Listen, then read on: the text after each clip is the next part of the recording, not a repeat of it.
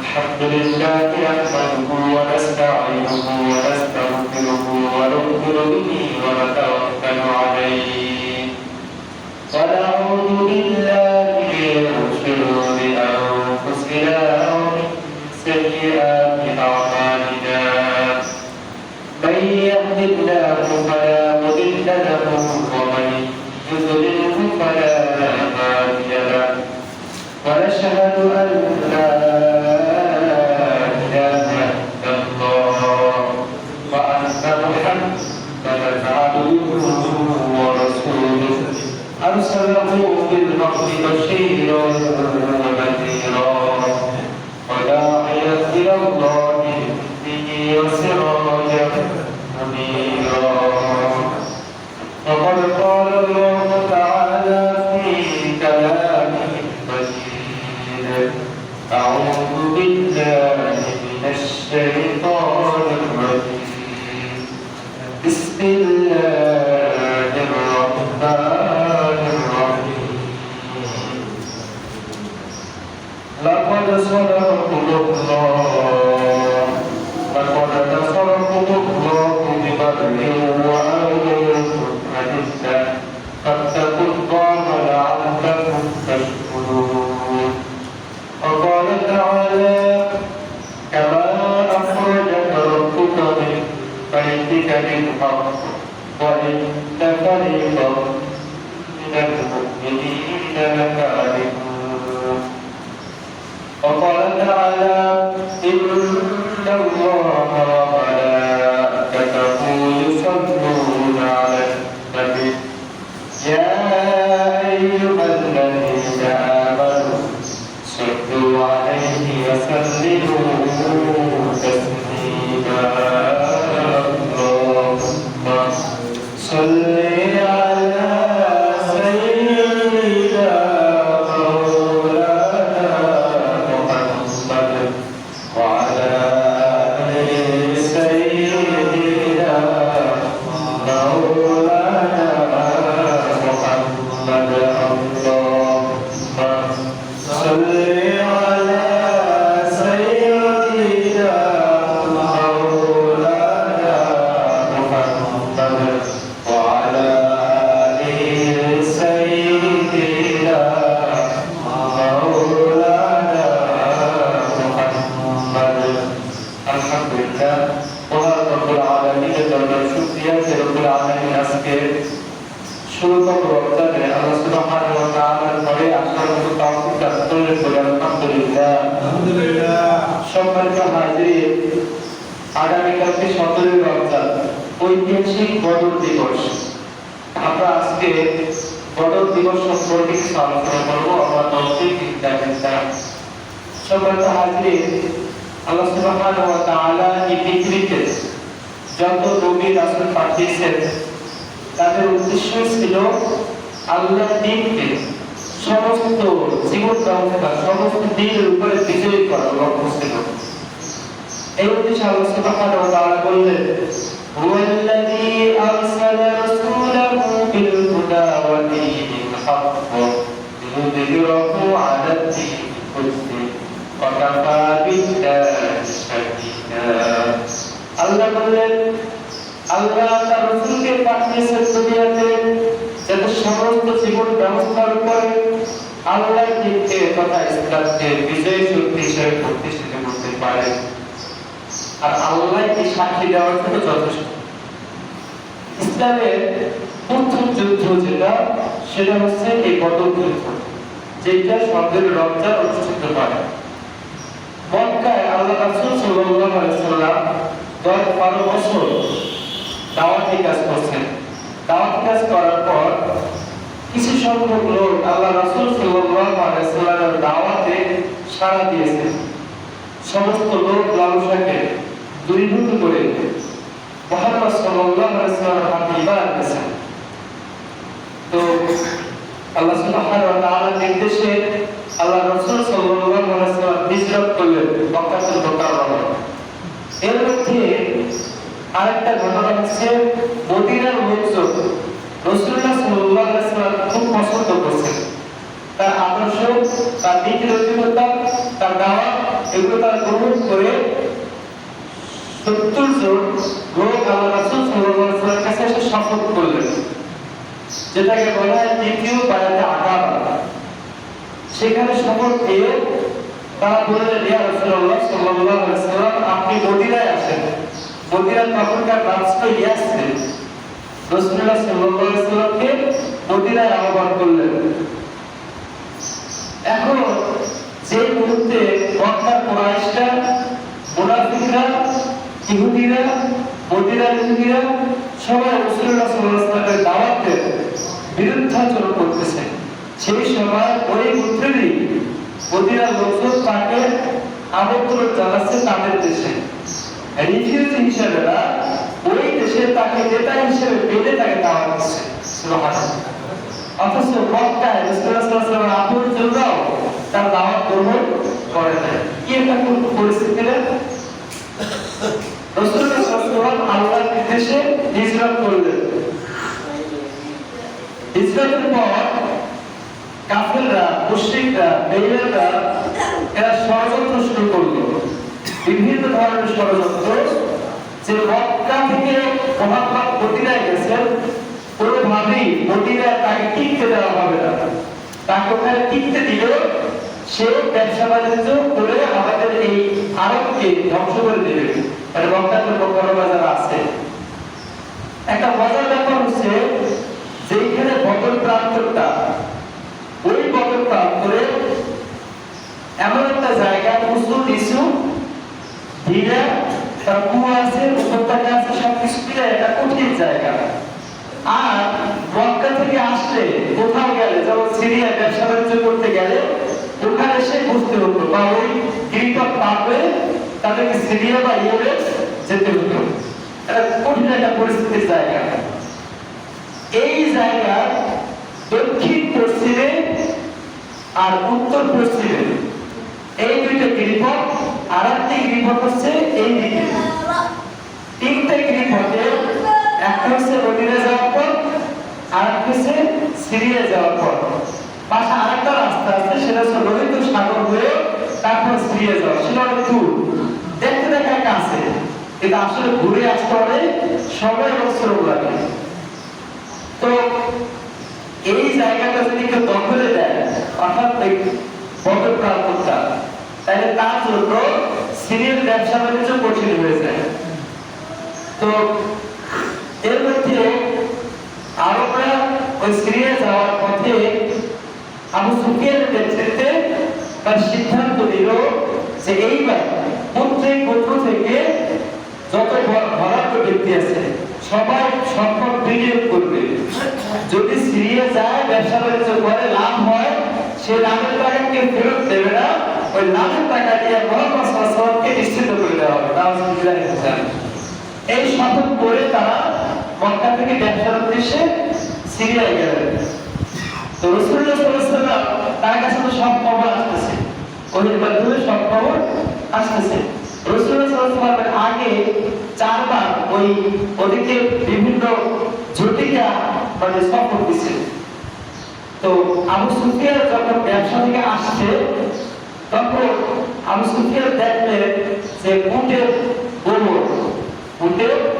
গোবর আছে, ওই গোবরের মধ্যে আবার খেজুরের আঠি। খেজুরের আঠিটা দেখে উনি আন্দাজ করলেন যেটা তো মদিনার খেজুর।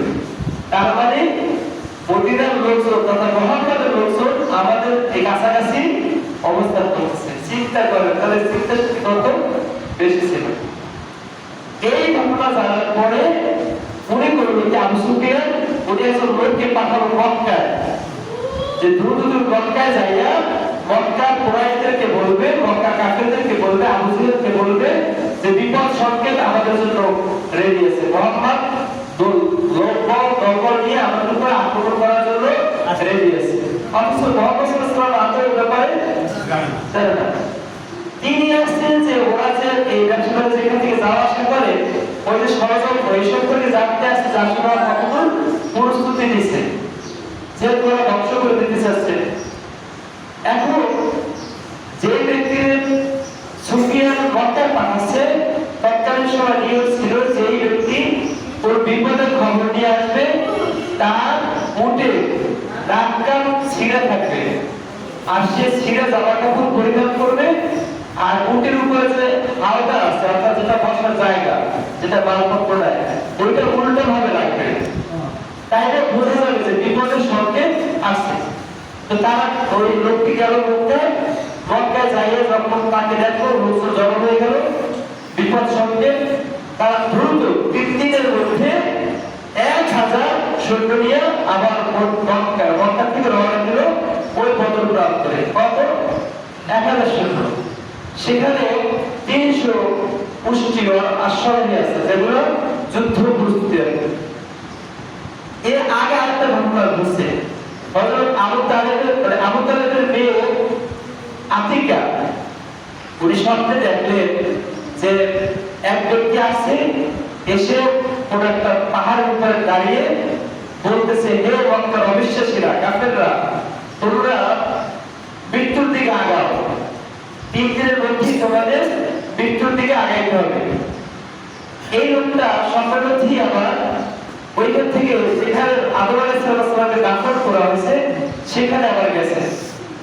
সেখানে যে ওই একই ঘোষণা দিয়েছে, যাওয়ার পরে একটা পাথর এরকম ফালাই গেছে উপর থেকে, স্বপ্নবতী দেখেছে আতিকা। পাথরটা ভেঙে টুকরো টুকরো হয়ে আরবের প্রত্যেকটা পৃথিবীর জায়গায় এক একটা টুকরো যায় পৌঁছে গেছে। এখন আতিকা সকালে ঘুম থেকে জেগে আব্দুল্লাহ ইবনে আব্বাস ওনার কাছে বললেন যে, ভাই আমি যে স্বপ্নটা দেখছি তুমি কাউকে বলো না। আব্দুল্লাহ ইবনে আব্বাস সকালে কাজে যাওয়ার জন্য কাবা তাওয়াফ করলো। ওনাদের নিয়ম হচ্ছে ওটা মূর্তি পূজা করলেও আল্লাহর ঘরে তাওয়াফ করে কাজে লাগতো। যেমন আমাদের হিন্দুরা দেখবেন দোকানে কাটে গেলে ওনারা করে কি আগে একটু পূজা অর্চনা করে না, কি যেন করে, পরে সেরে কিন্তু ওই যে একটা ভক্তি ঈশ্বরের উপরে তাও বিল্লাহি জানে, এইটা ওটা করে তারপর বের হয়। ঠিক তেমনি ভাবে কাবা তাওয়াফ করতে গিয়ে একজনের সাথে দেখা হয়েছে। দেখার পরে স্বপ্নের কথা বলে, স্বপ্নের কথা তার কাছে বলে দিছে। বলছিল কারো কাছে বলবো না, উনি বললো কি দিছে বলে। আবার ওই ব্যক্তি আবু জাহলের একজন ঘনিষ্ঠ লোক তার কাছে বলে দিছে যে শুনছো আতিকা রাতে এই স্বপ্ন দেখছে। ওই লোক সাথে সাথে আবু জাহলকে জানাইলো। আবু জাহল বললো, খাইছে, এতদিন জানতাম পুরুষদের মধ্যে নবী হয়েছে মোহাম্মদ, এখন দেখি মহিলাদের মধ্যে নবী জানাই গেছে, আতিকার নবী জানাই গেছে। যদি 3 দিনের মধ্যে এই খবর সত্য না হয় তাহলে আমি ঘোষণা করব যে এই আব্দুল মুত্তালিবের বংশে যারা আছে সব মিথ্যাবাদী, উনি নিজেও মিথ্যা একজন ওই মধ্যে। তো 3 দিন হতে পারে না, এর মধ্যে লোকটা চলে আসে। কোন লোকটা? যে লোকটাকে বদর প্রান্ত থেকে আবু সুফিয়ান মক্কায় পাঠাইছে বিপদ সংকেতে, মনে আছে? এদিকে আল্লাহ রাসূল সাল্লাল্লাহু আলাইহি ওয়াসাল্লাম যখন বদর প্রান্তরে আসছিলেন তার আগে আল্লাহ রাসূল সাল্লাল্লাহু আলাইহি ওয়াসাল্লাম মুহাজির এবং আনসার, কাদেরকে? মুহাজির এবং আনসার যারা হিজরত করে মদিনায় গেছেন তাদেরকে বলা হয় মুহাজির। আর যারা মুহাজিরদেরকে সাহায্য সহযোগিতা করছে ওই এলাকা তাদেরকে বলা হয় আনসার। এই 2 শ্রেণীর লোককে রাসূলুল্লাহ সাল্লাল্লাহু আলাইহি ওয়াসাল্লাম বসাইয়া বলতেছেন যে আল্লাহ আমাদেরকে আদেশ করেছেন বদর প্রান্তরে যেতে। সুবহানাল্লাহ বলেন। সুবহানাল্লাহ। এখন আপনারা কার কি পরামর্শ এটা দেন? রাসূলুল্লাহ সাল্লাল্লাহু আলাইহি ওয়াসাল্লাম যে পরামর্শ শুনছেন সব মুহাজিররা উত্তর দিয়েছে, কিন্তু আনসাররা কোনো উত্তর দেয় না। রাসূলুল্লাহ সাল্লাল্লাহু আলাইহি ওয়াসাল্লাম আবার প্রশ্ন করছে যে আমরা এখন কি করতে পারি, আল্লাহ তো আমাদেরকে আদেশ করেছেন যাওয়ার জন্য। তখন মুহাজিররা উত্তর দিয়েছে, কিন্তু আনসাররা কোনো উত্তর দেয় না। বিষয়টা কি না, আনসারদের সহযোগিতা না পাই পছন্দ করা যাবে না। আর আনসার তো কেবল নতুন রাসূল বানা, মুহাজিররা তো পুরানো, তারপর রাসূল সম্পর্কে বিশ্বাস আছে, ভালো করে জানে যে আল্লাহ রাসূল সাল্লাল্লাহু আলাইহি ওয়াসাল্লাম যা বলেন সত্য, আর এটাই কল্যাণে হিত, তাই না? তা আনসাররা তো এত কিছু এখনো বুঝে নেয়। পরে রাসূল সাল্লাল্লাহু আলাইহি ওয়াসাল্লাম আবার জিজ্ঞেস করছে যে এখন আমাদের করণীয় কি? তখন আনসারের মধ্যে একজন ঠিক বলে, ইয়া রাসূলুল্লাহ, নিশ্চয়ই আপনি আমাদেরকে উদ্দেশ্য করছেন মনে হয়। বলছে হ্যাঁ। এবার আনসার সাহাবী বললেন, ইয়া রাসূলুল্লাহ সাল্লাল্লাহু আলাইহি ওয়াসাল্লাম, আমরা আপনার সাথে যুদ্ধ করতে প্রস্তুত, আপনি যা বলবেন আমরা সেটা করতে প্রস্তুত। আমরা ডান দিক থেকে আপনাকে সহযোগিতা করবো, বাম দিক থেকে সহযোগিতা করবো, সামনে থেকে সহযোগিতা করবো, করবো। আমরা মুসার জাতির মধ্যে এরকম না যে আপনাকে বলবে হে রাসূল আপনি যান আল্লাহ একা একা যুদ্ধ করেন, এমনটা আমরা বলবো না। আমরা আপনার সাথে থাকবো। আপনি যদি নদীতে ঝাঁপ দিতে বলেন তাও আমরা নদীতে ঝাঁপ দিব। সুবহানাল্লাহ। আনসার ইমানের তেজবীরটা দেখছেন, অনেক সাহাবী ছিল একই কথা বললেন, তখন রাসূলুল্লাহ সাল্লাল্লাহু আলাইহি ওয়াসাল্লাম মিসকে হাসলেন। এবার বললেন ঠিক আছে চলো আমরা বদর প্রান্তরে যাই। 313 জন মাত্র, বুঝলো 313 জন। এর মধ্যে আপনার উট আছে 70টা, কয়টা? আর ঘোড়া আছে 2 থেকে 3টা। এর মধ্যে বড় সজ্জিত মানে যুদ্ধের যে পোশাক ওইটা আছে 60 থেকে 70 প্লাস মাইনাস। এই হচ্ছে তাদের প্রস্তুতি। ওদিকে আবু জেহেল রওনা দিয়ে আসতেছে, আবু জেহেলের নেতৃত্বে তারা 1000 সৈন্য, 300 উট, এরপরে 100 প্লাস পুষ্ট মানে ঘোড়া এবং বর্গসজ্জিত মানে পুরো যুদ্ধের সরঞ্জাম নিয়ে আসতেছে। তারা প্রত্যেক দিন 10টা করে উট জবাই করে খাওয়ার মতো উট নিয়ে আসতেছে। চিন্তা করেন তো কত শক্তি নিয়ে আসতেছে। রাসূলুল্লাহ সাল্লাল্লাহু আলাইহি ওয়াসাল্লাম গোয়েন্দাকে জিজ্ঞেস করলেন যে ওরা কতজন আসতেছে জানো তুমি? বলছে ইয়া রাসূলুল্লাহ শুধুমাত্র এতটুকু জানতে পারছি যে ওরা দৈনিক 9টা থেকে 10টা উট জবাই করবে। রাসূলুল্লাহ সাল্লাল্লাহু আলাইহি ওয়াসাল্লাম বললেন যে ওরা 1000 আসতেছে। সুবহানাল্লাহ। মানে উঠে সংখ্যা কয়টা জবাই করবে এইটা দেখে রাসূলুল্লাহ সাল্লাল্লাহু আলাইহি ওয়াসাল্লাম বলে দিলেন যে ওরা 1000 লোক আসতেছে। এখন মুসলমানদের মধ্যে কিছু মুসলমান যারা কেবল মুসলমান হয়েছে অথবা যাদের ঈমান দুর্বল তারা বলতেছে ইয়া রাসূলুল্লাহ আল্লাহ এই যুদ্ধের আদেশ কেন করলো? এতক্ষণ নামাজ পড়ছিলাম ভালো ছিলাম, রোজা রাখছিলাম ভালো ছিলাম, হজ করছিলাম এই যে যাকাত দিছিলাম ভালো কথা, এখন এই যুদ্ধে যাওয়ার কথা কেন বললো? এটা আমাদের মরার পরে আদেশটা নাজিল করতে পারতো না? কি বলছে? এই যুদ্ধে যাওয়া কিন্তু কঠিন, জিহাদ করা। আমরা যাবো আমাদের তো কোনো সরঞ্জাম নাই, সেইটা আমাদের মরার পরে হুকুমটা নাজিল হতে পারতো না? মানে দুর্বল ইমানদারদের যে কাজ। তখন আল্লাহ সুবহানাহু ওয়া তাআলা বললেন যে আল্লাহ যে আদেশ করছেন বান্দার কল্যাণের জন্য কি এটা আপনাদেরকে জানাই দেন, এটা তাদের সুসংবাদ রয়েছে। সুবহানাল্লাহ। রাসূল বিল্লাহ ফাতহ করে তাদের জন্য সাহায্য খুব নিকটবর্তী। এরপর আল্লাহ রাসূল সাল্লাল্লাহু আলাইহি ওয়াসাল্লাম গেলেন, যে ঘটনা ওখানে হলো তারা অনেকে নাপাক হয়ে গেল সাহাবায়ে। এরপর শয়তান অসুস্থ দিতে লাগলো, হ্যাঁ যে খবরদার ওরা কিন্তু 1000 তোরা 313 জন পারবি না কিন্তু। মানে ইমানটাকে কি করতেছে? দুর্বল করতেছে। শয়তানের যেটা কাজ ওদিকে কি করতেছে সেটা বলতেছে। তো এই কথা বলার পর সাহাবায়ে কেরাম একটু মানসিকভাবে কি স্বাভাবিক, এখন যদি বড় সরকার একটা আসে ট্যাঙ্ক আসে রাতে একটু নির্বাচন নিরস্ত পারবো, কিন্তু মুসলমানদের ইমান কি যথেষ্ট। সুবহানাল্লাহ। তো শয়তানের অসুস্থ দেওয়ার পর রাতে ঘুম তন্দ্রাচ্ছন্ন হলো, বৃষ্টি হলো। সুবহানাল্লাহ। বদর প্রান্তটা এমন উঁচু আর নিচু, তো আল্লাহ রাসূল সাল্লাল্লাহু আলাইহি ওয়াসাল্লাম যেখানে তাঁবু গাড়লেন সেই জায়গাটা হালকা উঁচু। বলে সুবহানাল্লাহ।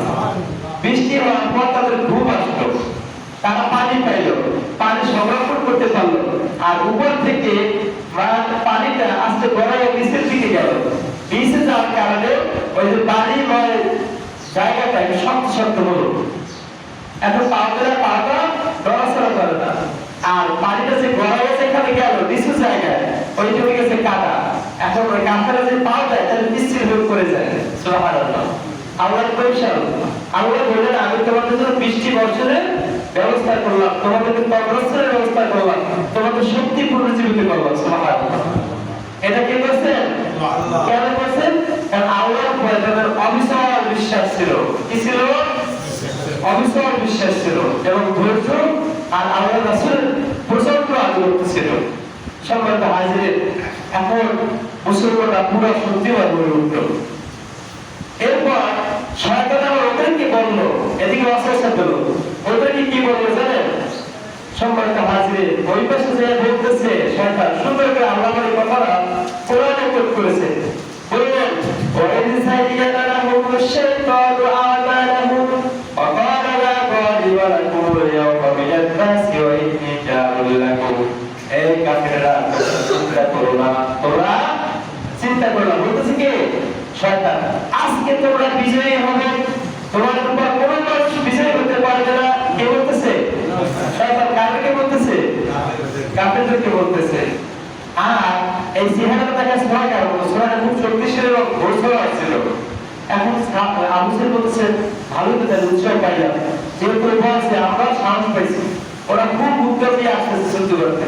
তো যুদ্ধ শুরু হয়ে গেছে। এখন আল্লাহ রাসূল সাল্লাল্লাহু আলাইহি ওয়াসাল্লাম দেখলেন 313 জন সাহাবী আর ওদিকে হাজার হাজার, এই মুহূর্তে যদি 313 জন যদি পরাজয় বরণ করে তাই ইসলামের নাম নিশানা দুনিয়া থেকে বিচ্ছিন্ন হয়ে যাবে, জানো না?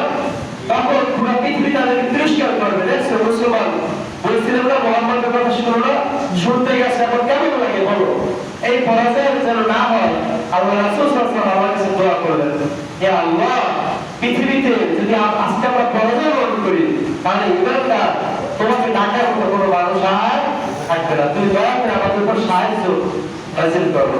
সম্মানিত হাজিরিন, এই মোনাজাত শেষে আল্লাহ রাসূল সাল্লাল্লাহু আলাইহি ওয়াসাল্লাম এক মুষ্টি পানি দিলেন। কি দিলেন? এক মুষ্টি পানি বলে শাহরাতুল রুজু, এইটা বলে ফিক্কা মারলেন। ফিক্কা মারলেন এভাবে, আল্লাহ হাজার কাফেরদের চোখকে এরকম করে দিলেন, অন্ধ বানাই দিলেন, মানে তাদের চোখে আর কিছু দেখে না। এখন কাফেররা দিক হয়ে গেছে। সুবহানাল্লাহ বলবেন না?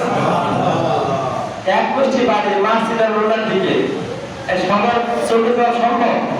তখন আল্লাহ বললেন, ওমা রামাইতা ইয রামাইতা ওয়ালাকিন্নাল্লাহা রামা ওয়ালিউলিয়াল মুমিনিনা বিল-কুবালা হাসানা। হে রাসূল, আপনি পানি মারছেন একদিকে, আমি হাজার লোকের চোখে পৌঁছে দিয়েছি। সুবহানাল্লাহ। তার মানে যুদ্ধ সম্পূর্ণ কে করতেছি? আমি নিজে আপনার হয়ে যুদ্ধ করতেছি। সুবহানাল্লাহ। আল্লাহ নিজে যুদ্ধ করতেছেন। আল্লাহ বলতেছেন যে আমি নিজে এটা যুদ্ধটা করেছিলাম বলতেছে। আল্লাহ আপনারা বলতেছেন যে يجادلونك في الحق بعدما تبين كأنما يساقون إلى الموت وهم ينظرون فلم تقتلوه ولكن الله قتله। হে আমার নবী, আপনি কেন হত্যা করেননি? আমি নিজে তাদেরকে হত্যা করেছি। সুবহানাল্লাহ। কারণ আল্লাহ তাকে সরাসরি মুসলিম করতেছে, সাহায্য করতেছে। সুবহানাল্লাহ। সম্মানিত হাজিরিন, এই পালন করার পরে তার দিক হয়ে গেল, তাদের ক্ষমতা, তাদের শক্তি একটু ক্ষীয়মান হয়ে গেল।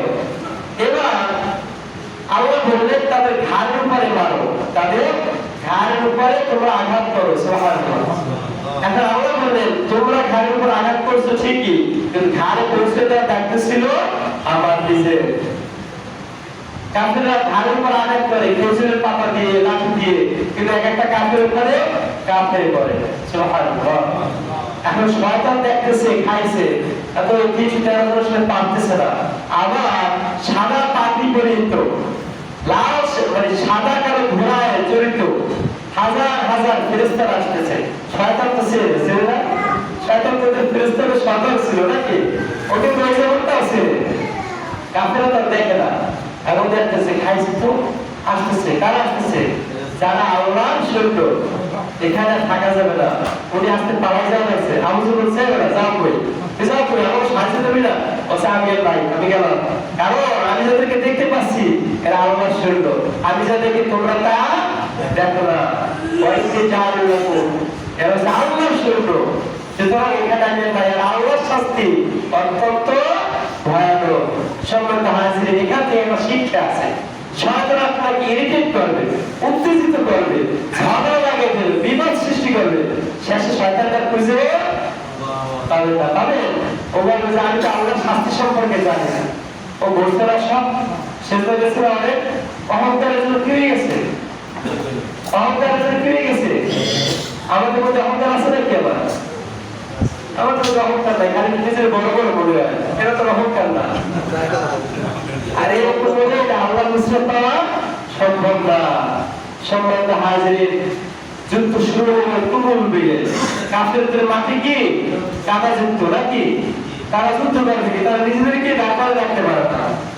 বুঝতে পারছি? তুমুল বেগে যুদ্ধ হলো। আল্লাহ সরাসরি সাহায্য করলেন। আল্লাহ বললেন প্রথমে 1000 ফেরেশতা দিয়েছি। শোনেন, ওইখানে মারার জন্য জিবরিল একাই যথেষ্ট ছিল। শুধু পাখানে একটা ঝাপ্পা মারলে কি ওরা খায়, কিন্তু আল্লাহ একটু মজা নিতে চাইলেন।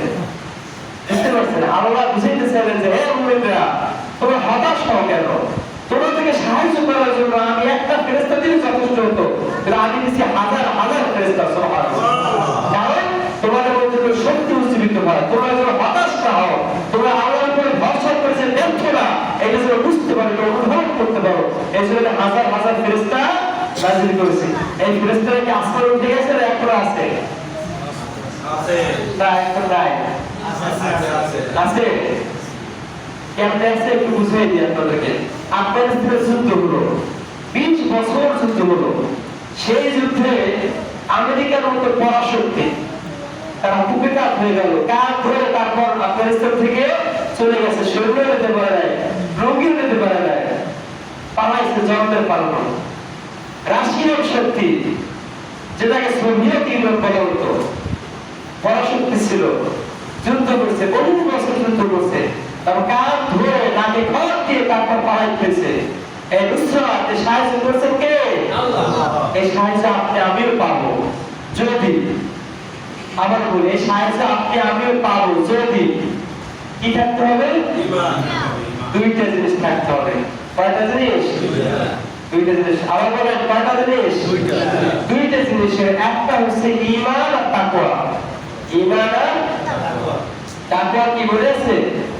আমি গেল মাসে বলছিলাম, গেল সময় বলছিলাম, তাকওয়া হচ্ছে গোপনে, প্রকাশ্যে, সর্বাবস্থায় আল্লাহকে ভয় করে পাপাচার থেকে নিজেকে হেফাজত করে। কি বলছি? গোপনে, প্রকাশ্যে, সর্বাবস্থায় আল্লাহকে ভয় করে যে কোনো পাপ থেকে নিজেকে হেফাজত রাখা, এইটার নাম কি? তাকওয়া। এই তাকওয়া যদি থাকে, আর কিছু ধৈর্য যদি থাকে, কি? ধৈর্য। তাইলে আপনার উপর এই সাহায্য দেওয়ার ওয়াদা করেছেন কে? আল্লাহ সুবহানাহু ওয়া তাআলা। সম্মানিত হাজিরিন, সেই বদর যুদ্ধে আল্লাহ সুবহানাহু ওয়া তাআলা তার হাবিবকে বিজয় দান করলেন। সেই বিজয় দান করার মাধ্যমে আমাদেরকে শক্তি, সাহস এবং হিম্মত দিয়েছে যে আমরা মুমিনরা যদি এরকম হিম্মত হতে পারে, তাকওয়া হতে পারে, তাহলে আমাদেরকে আল্লাহ সাহায্য করবেন ইনশাআল্লাহ। সম্মানিত হাজিরিন, এই তাকওয়া যদি মুখে বলি তাইলে হবে না, প্রত্যেকটা ক্ষেত্রে বাস্তবে বাস্তবায়ন করতে হবে। পারবো ইনশাআল্লাহ? সম্মানিত হাজিরিন, রোজার মাস, এই রোজার মাস 17 রমজানে বদর যুদ্ধ হয়েছিল। আজকে 16 রমজান, আগামীকাল 17 রমজান। রোজার মাসে কেন আল্লাহ যুদ্ধ দিলেন? কারণ আল্লাহ টেস্ট করলেন যে আমার বান্দা কতটুকু হিম্মত, কতটুকু আস্থা, কতটুকু তাওয়াক্কুল আমার উপরে রাখে। এখন রমজান মাস চলে, এই রমজান মাস হচ্ছে তাকওয়া অবলম্বনের বিশাল সুযোগ। আমরা পুরো রমজান মাসটা আজ যে কয়েকদিন আছে আমরা চেষ্টা করবো যেন আমাদের আচার আচরণ, কথাবার্তা, চরিত্র, ইবাদত, বন্দেগী, তাহাজ্জুদ, ফরজ, ওয়াজিব সব মিলাইয়া যেন আমরা মুত্তাকি হতে পারি। আল্লাহ আমাদের সেইরকম মুত্তাকি হওয়ার তৌফিক দান করুন। আমিন। ওয়া আখিরু দাওয়ানা আলহামদুলিল্লাহি রাব্বিল আলামিন। আসসালামু আলাইকুম ওয়া রাহমাতুল্লাহ।